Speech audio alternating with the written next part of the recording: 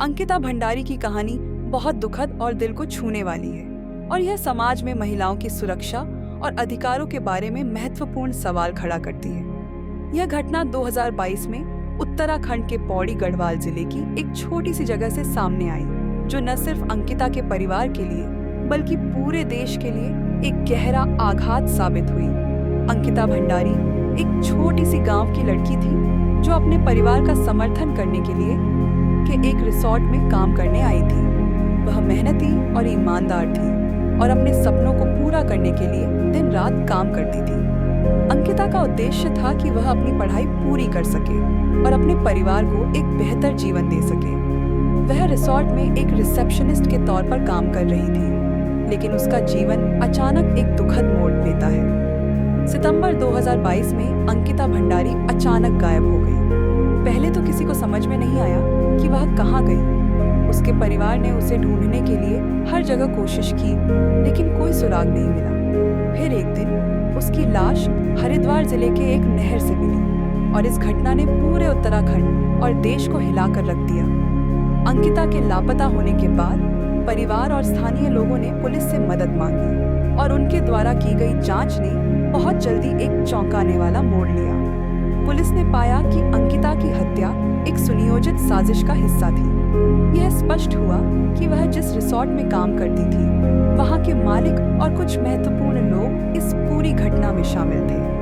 अंकिता के शरीर के साथ जो स्थिति पाई गई, उससे यह स्पष्ट हो गया कि उसे केवल मारा नहीं गया था, बल्कि उसके साथ बलात्कार और हिंसा भी की गई थी। यह सब देखकर लोगों में गुस्सा फूट पड़ा और इसके बाद पूरे देश में महिला सुरक्षा और न्याय की मांग तेज हो गई। अंकिता के परिवार ने न्याय की आवाज उठाई और इसके बाद पुलिस ने आरोपियों को गिरफ्तार किया। इस मामले ने एक नया मोड़ तब लिया जब यह सामने आया कि रिसोर्ट के मालिक और कुछ अन्य लोग अंकिता से अत्यधिक अनुचित व्यवहार कर रहे थे और उसके साथ दुराचार की कोशिश कर रहे थे। आरोपियों का नाम सामने आने के बाद भी यह साफ नहीं था कि क्या इस मामले में सही न्याय मिलेगा या नहीं, लेकिन लोगों की आवाज ने सरकार और पुलिस को दबाव में डाला। न्याय के लिए संघर्ष लगातार जारी था और इसमें अंकिता के परिवार के साथ साथ स्थानीय समुदाय, महिला अधिकार कार्यकर्ता और अन्य संगठन भी शामिल थे।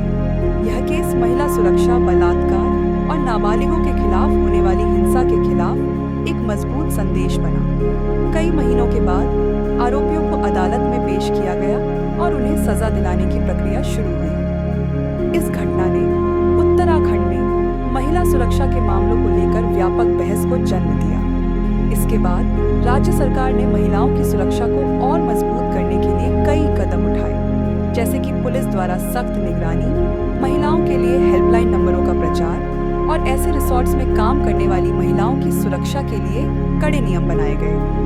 अंकिता की हत्या ने यह साबित किया कि समाज में महिलाओं को जितनी सुरक्षा की जरूरत है, उतनी कोई और नहीं कर सकता। इस घटना ने हमें यह सिखाया कि हमें महिलाओं के अधिकारों की रक्षा के लिए हमेशा आवाज उठानी चाहिए। साथ ही हमें यह भी याद रखना चाहिए कि अंकिता जैसे कई लोग समाज में गुमनाम हैं, जिनकी आवाजें सुनने की जरूरत है।